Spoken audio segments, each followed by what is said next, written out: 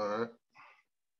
The Sess Daily Podcast. Without you guys, this wouldn't be possible. I want to thank you guys for subscribing. We're blessed enough to have a very, very blessed to have this guest, Dave Spinks. How are you doing tonight, sir? Good, man. How you doing? Thanks for I'm having me on. absolutely, man. Definitely appreciate you doing this. And you're big in the Bigfoot world for sure. I mean, I do it all though. Bigfoot's really what started me in all this craziness.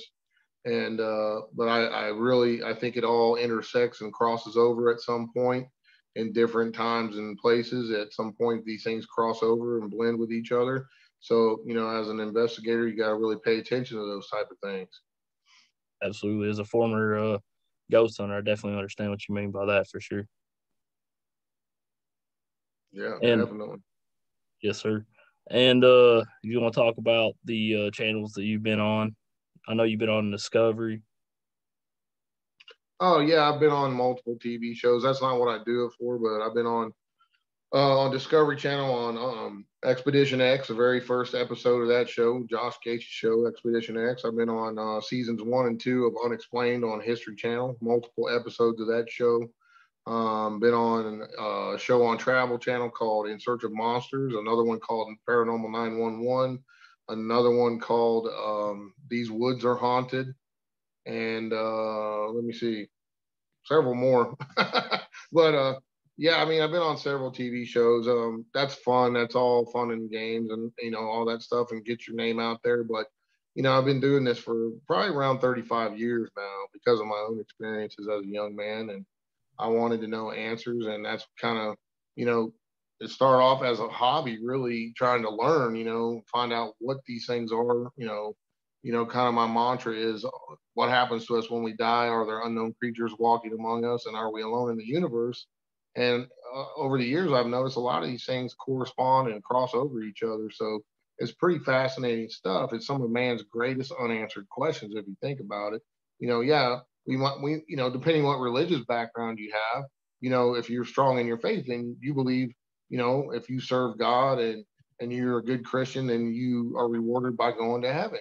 But not, let's face it, not everybody believes that way. And, it is what it is. I'm not saying there's any right or wrong in that, but um, I'm kind of one of those people that's on my own journey, looking for answers to some of these questions. If I ever find it, I find it. If I don't, I don't. But the journey going there is what's important to me, because I've had so many crazy experiences doing this for so many years, and had some crazy things happen to me that are truly unexplainable. So that's why I kind of do what I do. And most recently, it's morphed into something bigger and more spiritual for me, with frequency and energy, thanks to my girlfriend and Jennifer. And, I think we all evolve no matter what we're doing, whatever you're doing in life, you evolve and you change and you pursue things differently at times, because as you learn, you grow. And when you grow, you change. And I think that's very important when you do this type of stuff, because we're all seeking answers. Most people, we either someone we know or us ourselves have had an unexplained experience at least once in our life. And, who doesn't want to know answers to those things? I do. And then at the same time, it's very important to me to help other people that are having negative type hauntings going on in their homes or places of business, and so on and so forth. So, I mean, it all fits together nicely for me. It's synchronicity, comes full circle, and it's a passion, and I'm still pursuing it. 30 plus years later. Definitely, man. I know that you have eyewitness account of Bigfoot. I believe when you was a little kid fishing, right? Yeah, I was 13 with my grandpa here. My grandpa was a Baptist minister. For 40 plus years after World War II. Man wasn't scared of anything, and that time he was scared. We were fishing, having a great time, caught our trout, and we cut, cleaned them up, ate them, sitting there by the fire, and a crazy experience. Some big giant rocks hit the water, and this thing started howling like crazy. Long story short, but I've told that story, 100 times or more at least on these shows. But I also wrote it in my book, and that's the real story. So anyone that's seen the show These Woods Are Haunted or Terror in the Woods that I'm on telling that story, unfortunately, TV is TV, and they changed some things and added some things that didn't happen. And I'm open and honest in that, and I didn't know, I was naive to that whole TV situation. That once you sign that contract, they can pretty much make you look and say whatever they want to do, and some of it's not truthful, and it's really disappointing. And that's the bad thing with the whole TV world. Um, and I'm going to tell you straight up that most of the stuff, or I wouldn't say most, but a lot of it you see on TV is not real. It's just not real. There's things that are added in there. Yeah, sure, there's some shows that do capture legit evidence, but a lot of there's a well-known Bigfoot show. I'm not going to say the name of it because some of the guys are my friends, but it's totally fake. I mean, it's all acting and it's entertainment. You got to remember that TV is entertainment. And I always tell folks, if you want the real story, what happened to me, read my book, because that's the real story. They got a hold of it, contacted me, said, can you please tell that story on our show? And I said, sure. Little did I know they were going to add things that didn't happen and switch the order of things and all kinds of stuff. But, it's unfortunate, but it is what it is. TV and the paranormal world as a whole is kind of a double-edged sword because not only did it bring it more to the forefront and it's more openly talked about because of TV nowadays, but it on the negative aspect, they often fake things and they do things that are not truthful, which hurts real paranormal investigators, because it is what it is. There's been some good shows out there, and there's still a few on that are legit, but there's not that many that are legit. There's a lot of acting that goes on and over dramatization and different things like that. But I'm not trying to bash those guys. It is what it is because it does help the field as a whole, but it also hurts the field as a whole too. So it's a double-edged sword, so to speak. Yeah, definitely. When I would go on like investigation, I've turned down shows, man, because I knew they were going to want me to fake stuff, and I was like, it's not worth it to me. My reputation's everything. And I was so pissed when they did that to I told everybody. I still tell them at conferences to this day when I speak. Remember that happened there? And I said, who saw that show? And a lot of people raised their hands. And I said, well, remember this, this, and this? And they're like, yeah, yeah. I said, that never happened. They're just like, what? And they can't believe it, because people tend to believe everything they see and hear on TV, and it's just not the facts. It's not truthful. definitely.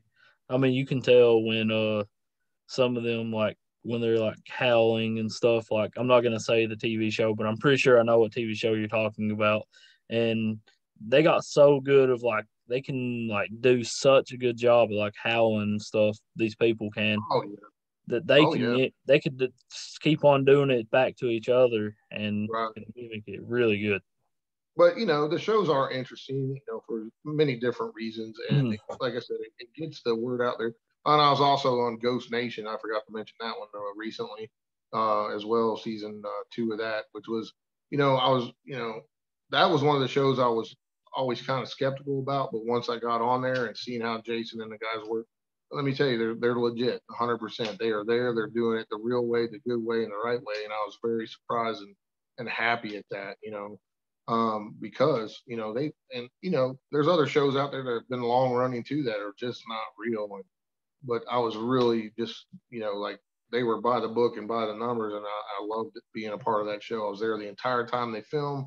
There was nothing ever faked or even you know let alone faked. There was nothing even intention to be faked at any way whatsoever. So and one thing that I'm proud of on that episode was they don't like ghost boxes at all, and I love them because I've got some of the craziest responses out there you can imagine that I can verify backed up with fact. And I shared a piece of evidence I got on a prior investigation because that's a case that I've been working on for quite some time. And I get calls all the time. Hey, you got any kind of cases we can use on the show? And I suggest some. I said, yeah, you might want to check this place out, right? So I submitted a piece of evidence for the show, and it was off of a ghost box, which they don't like using ghost boxes, and they were able to verify the name I got on the ghost box and what happened to that person who was a murder victim. So, and they, they didn't like saying that it was damn good evidence. They just said, well, seems Dave got lucky on this one, and he got some legit evidence on this device and this and that. But it validated what I do and what I've done for many years. So it was a good feeling to get that piece of evidence that they were able to validate with factual paperwork evidence. Definitely, man. I mean, I love ghost boxes, man. Do you remember the old Radio Shack that you could turn in? The old That's Radio what I Shack got radio. evidence on. That's all I use. I mean, I use several different ones, but that's my favorite ghost box. I have like 6 of them. So They're awesome. yeah, yeah, they're good. They're good pieces of equipment. You know, I feel personally that spirits can manipulate or utilize any type of device they so feel to, because especially if it's electronic and has white noise, they're able to manipulate that and utilize that and communicate with us. So, you know, you never know what you're going to get. Absolutely, man. And speaking of your books, man, where can people get them and tell people about your books and stuff?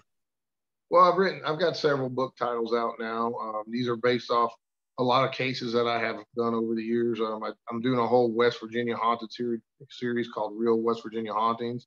And there's right now there's 3 slated in that series, and one's out. Number 2 and 3 are almost done. So that's based off just my investigations in West Virginia. You know, because that's where I'm originally from, and the bulk of my cases come from. But I've also investigated all over the country. I mean, I've done thousands of investigations, literally.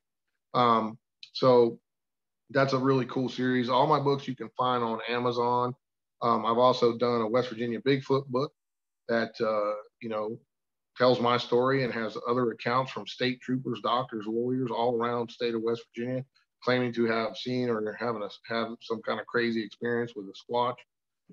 You know, and I've done. Let's see what else I got. I did a whole pretty lengthy book on UFO. Real, it's called Real UFO West Virginia UFOs Sightings and Encounters. It talks about the whole Green Bank Observatory connection and how West Virginia was considered the UFO capital of the world in the 1960s. We had so many sightings with the Flatwoods Monster incident and the Mothman sightings. So I kind of put all that together, for folks to see the West Virginia connection to ufology, you know, and how important it is, because there's so many well documented and well known, some of the biggest encounters and sightings in ufology history have occurred right here in the Mountain State. So, and then it's no coincidence in my mind that the government stepped in and built the Green Bank Observatory right shortly, just a few short years after the whole Flatwoods Monster incident. And, you know, they're still actively searching for ETs right now as me and you speak right here. So, you know, there's no coincidence in that. Yeah. I've also got, I've done a couple of work, you know, I've written in a couple other people's series. David Weatherly's Wood Knock series on Bigfoot is probably one of the best series out there on Bigfoot. Each volume has some of the best Bigfoot researchers in the country and around the world in it. So there's like 5 volumes of that now. I'm in volume number 2. Also, me, Weatherly, and a guy named Ross Allison, we did another haunted book on West Virginia called West Virginia Paranormal Files, which is people really enjoy that book. Um, and then, of course, my infamous Willow's Weep House, the book on that is out as well, and that deals with my whole experience with from the first time I went ever to investigate that house to now being the owner of it, and some of my experiences in there and other crazy experiences.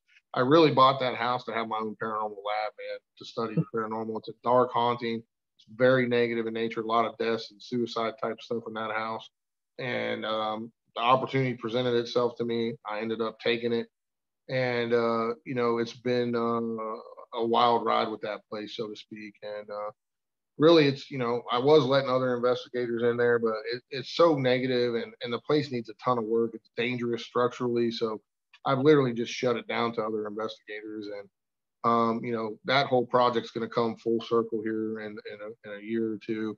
There's a documentary being done on it right now as we speak. Should be out in a month, maybe less. So, um, you know, it's just part of my paranormal journey, man. I mean, I've done a lot in the paranormal, written numerous books. I got more books on the way. Um, you know, and I do it all. So, you know, it's just my search for answers, basically. And I love to share what I get with everybody and anyone that wants to hear it. And I love to hear other people's experiences and their sightings, their encounters, their, you know, whatever. And I try to help people as well.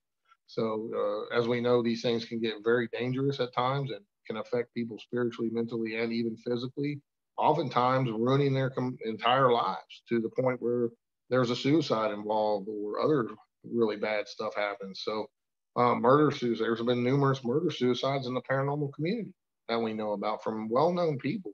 People that have been doing this a long time. So these things can affect you. I also have a book that just recently came out called Wicked 46. It was actually the first book I ever wrote based off a really negative case that I spent over a month in Wilkes-Barre, PA. First time it had ever been done. This guy I knew who's an investigator, he asked me to be a part of this team to investigate this very well-known haunted house up there.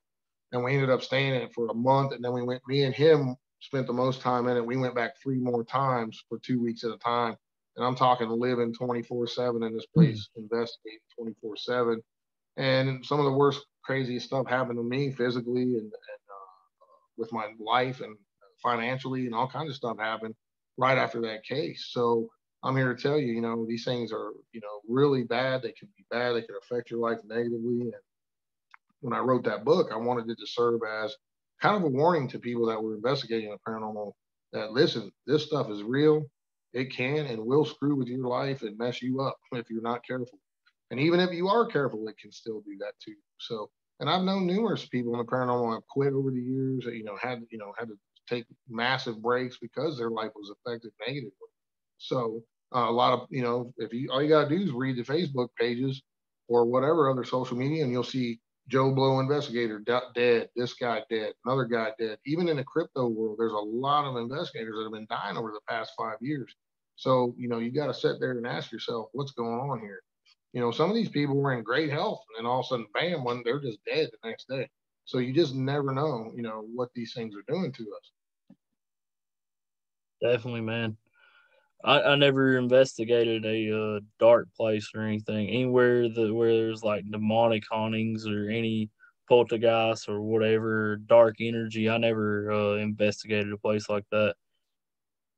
Well, you know, everybody thinks it's like they see on TV, and that's just not the case. I'm telling you right now, it's not like you see on TV. You know, let's face it, not everybody can do what I do. I mean, I live this life 24/7. Once I retired from federal law enforcement, I went full blown, full time doing this stuff, um, and went public with my stuff because I've been doing it a long time before I went public. And through encouragement from other people, such as John Zaffis and other well-known people that I've worked with over the years. They're like, yeah, you need to put that stuff in the books, man, share that information.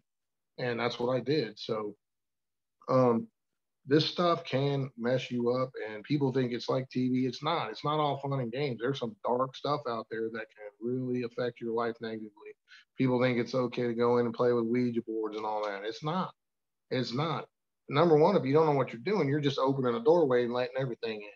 And even if you do know what you're doing, you're still risking getting attachments. You're not for sure what's coming in through that doorway you open. I mean, there's a lot of different avenues that things can go real bad real fast for folks. And you can you can get an attachment just walking around. You don't have to be actively seeking communication with spirits or other entities. You can just get an attachment anyway. So when you go out looking for this stuff, you better be careful what you're asking for because you just might get it.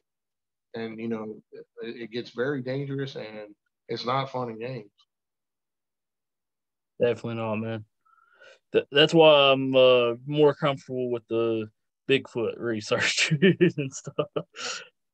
Well, I mean, it's not for everybody, and let's face it, it costs a lot of money to do this stuff. And you don't get rich doing it. Very, very few people that do this for real, and I'm talking real boots on the ground investigators get on TV. Very, very few. The only one, most of the people you see on TV, they were never doing this stuff before they got on TV. You see what I'm getting at? So if you want to learn who the legit people are, look at their body of work before they were ever on TV. If the odds are, if they didn't have a body of work before they were on TV, they were not doing paranormal investigating or any other type of investigating. If they hadn't written books or published articles or anything like that, the odds are, they're not legit. They were on TV. And that's how they became known. So, that's what I always tell folks. If you want to look up who the legit people are, look at their body of work before they are ever on TV shows. Absolutely, man. And has there ever been a case like you've been working and stuff, and you've ever had a haunting from like a person that, say you was working like a murder case, you ain't got to say any names or anything. Have you actually like been haunted by the spirit that was murdered or whatever? Well, like you're talking about like an unsolved crime case or Yeah, something like that. No, I've never had anything affect me from that, but I've had things affect me from locations where people were murdered, and they knew who the killer was. I've had some bad things happen from some of those places. There was a brothel, up in Indiana that I did, and something actually put a large lump on my head and cut my head open, and it said on the ghost box that it hit me with a shovel and was laughing on the ghost box about it. And that happened in front of numerous people. And I never hit my head, never fell down, nothing. And it was pretty unnerving. I've been scratched several times before.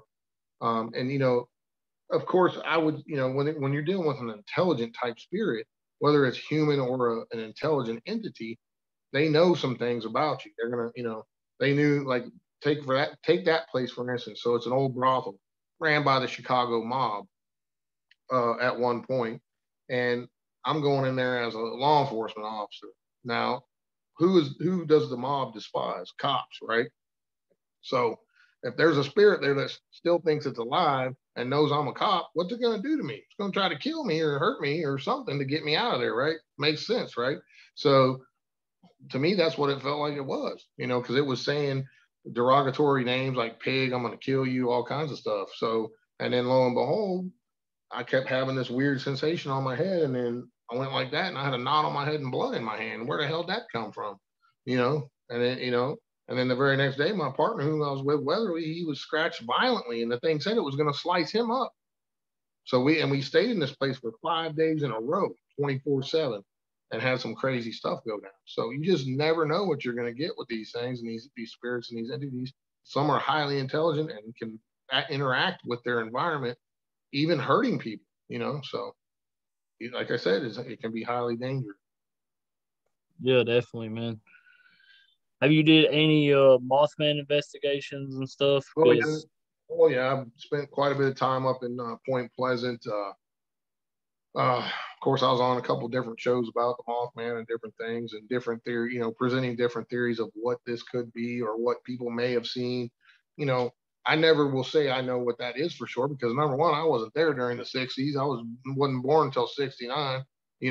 So for anyone to say they know what this entity is would be lying unless they were there and they saw it with their own eyes. Then they could make some kind of determination on what they thought it was, but you gotta take all accounts into effect and present different theories as to what this thing may be, and then go out and try to collect some sort of evidence. Now, Mothman being a cryptid type creature, a monster, so to speak, you could go numerous ways with that. There's a winged humanoid demon known as, I don't want to really say it on, I don't like saying those type of names, but it starts with a P and has a couple of Z's in it. So you can make your own determination. But it's an ancient deity that was worshipped, and it flew around and messed people up basically. And then, it's said when the Mothman shows up that it's the bringer or the bearer of bad news or a harbinger of doom. When he shows up, something bad is going to happen. Well, we all know what happened in Point Pleasant. The Silver Bridge collapsed, killing 64 poor souls fell into the river. So, did the Mothman creature do that? We don't know. We know that the bridge failed structurally. Did that creature cause that? We don't know. Was he just warning that something bad is going to happen? What's going on here? So, and the Mothman's a whole other enigma in itself because he's seen all over the world before natural disasters and other places too. So, when you go back to the lore of all that, could it be an ancient demonic type creature that is causing these types of crazy disasters, killing numerous folks? Who knows? yeah, there's another theory that it might be a curse from the Native Americans. From what is his name? Chief Cornstalk. Cornstalk. Cornstalk. Yeah, Yes. Yeah, that's another way you could run with it. It said that Chief Cornstalk cursed the entire Ohio River Valley when he was right before he took his last breath, because he was betrayed. He came under a peace treaty and they killed him. So, the whole Ohio River Valley has a lot of strange activity. Let me tell you. I mean, that's my own backyard. So I've investigated up and down that river, the Kanawha River, the Ohio River, Point Pleasant, Moundsville, West Virginia. A lot of people don't even realize that the reason it's called Moundsville is because there was thousands of Native Americans that lived there. It was a city complex, and it had ancient Native American burial grounds all over it, burial mounds, and the white settlers came in and just flattened it. So that, if anything's going to piss off Native American spirits, that's one thing that's going to do that. So, and even the inmates that lived in the old Moundsville pen would talk about some of the crazy stuff they would see. I've interviewed those guys. I was in law enforcement. I've interviewed a bunch of those guys. I actually worked in one of the prisons that a lot of those guys that were transferred from the old pen to the new pen were in. And I've talked to them about it, and they told me stories about it, said, man, we be in ourselves and you see these shadowy figures running around, and you hear Native American drumming and stuff real late at night. And, he said it was, they tell you about it. So, there's all kind of hauntings that go on in that town alone. Yeah. Ain't there another theory of that, what's his name? Indrid Cold or So Indrid Cold was basically a UFO and an alien encounter. So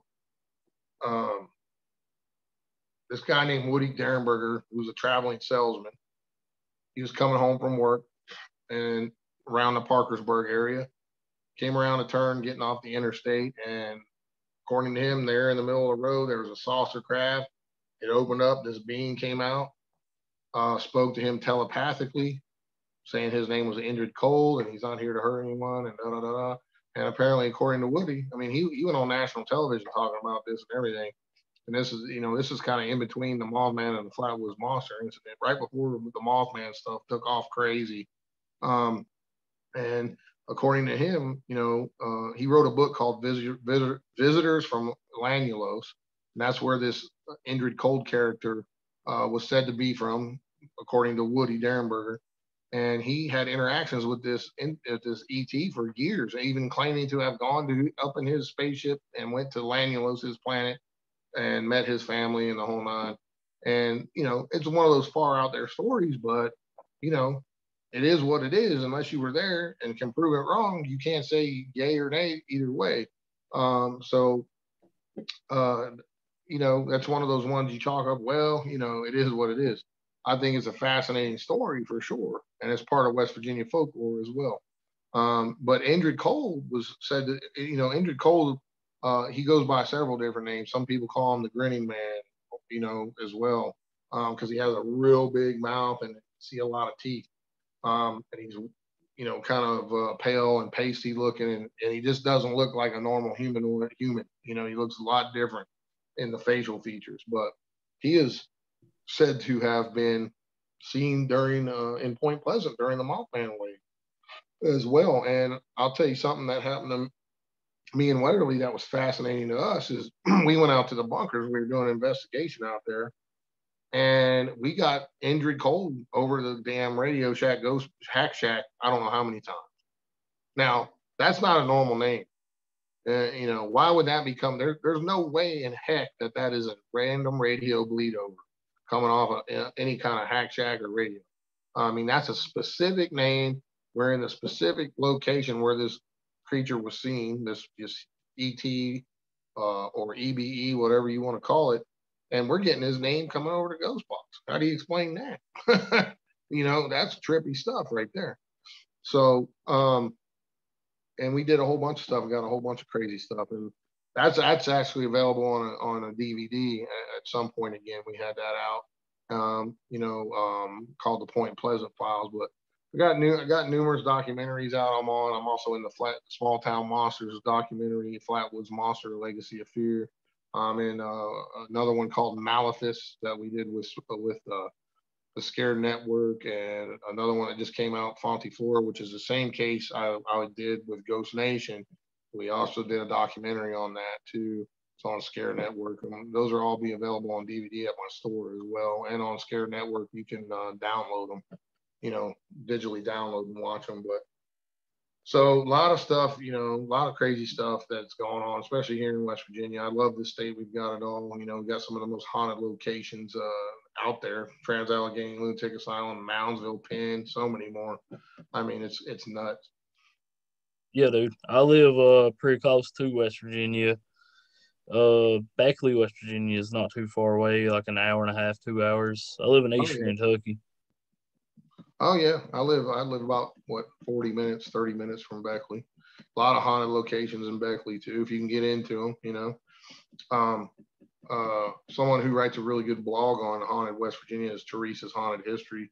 If you want to just find some haunted locations, look her blog up, and then of course you can read my books because you can see all the places I've been to in my West Virginia haunted series as well, and some of the things I've experienced, which will blow your mind, and here in the Mountain State. So tons of stuff. You can go to my website, www.davespinks.paranormalinvestigator.com. You can find links to all my stuff. Also, something really cool is um, I just opened my new store. And, I travel the country speaking at conferences quite often, except for because of COVID, it's been slim to none last 2 years. But we've got a few in here and there if they don't get canceled by the powers that be. But we got a few in, but we opened the store. Me and my girlfriend, Jennifer. Jennifer, she also owns what she calls Synergy Springs Soul Center in Pennsylvania is one of her stores, and we did a joint project here in Richwood. So it's Dave Spinks World of Weird.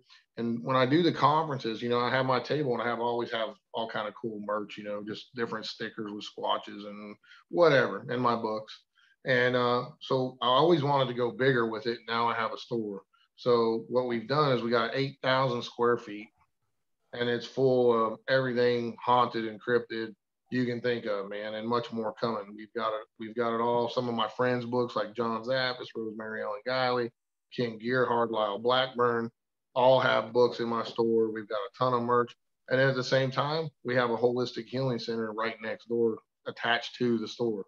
So it's a one of a kind. You can't find it anywhere else in the country what we're doing. And, we're ever expanding and doing some really cool stuff with it. And we're going to be running Bigfoot hunts right out of the store into the Mon because it's literally a mile down the road. The Monongahela National Forest is not even a mile from the store.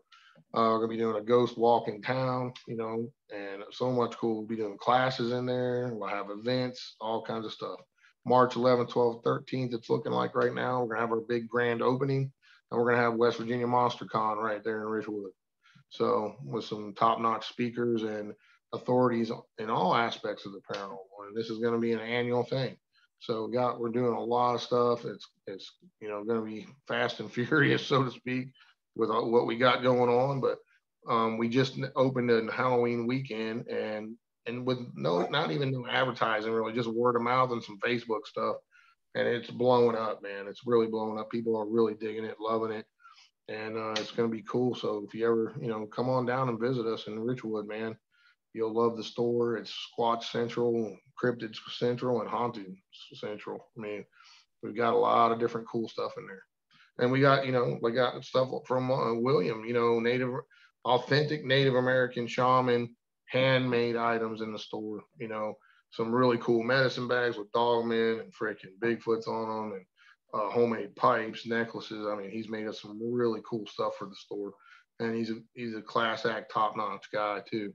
So we've got a little bit of everything and much more coming. We got kids section, we got kids books, teaching kids about Bigfoot and other creatures, and we've got crystals. We've got we'll have blessed oils in there. If you're even in the area investigating and you forget holy water or whatever you need, pop in the store and get something, stuff like that. So we got sage, we've got everything.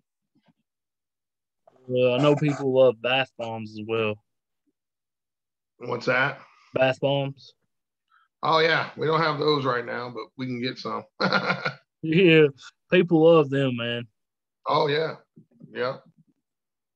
And that stuff has been proven to help like people's like anxiety and depression and all that.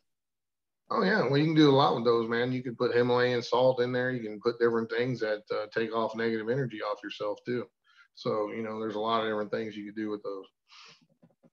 Absolutely, man. Definitely appreciate you being on, brother. Hey, my pleasure, man. Anytime. Absolutely, man. I want to thank paranormal investigator Dave Spinks for being on, and y'all have a good night. And God bless.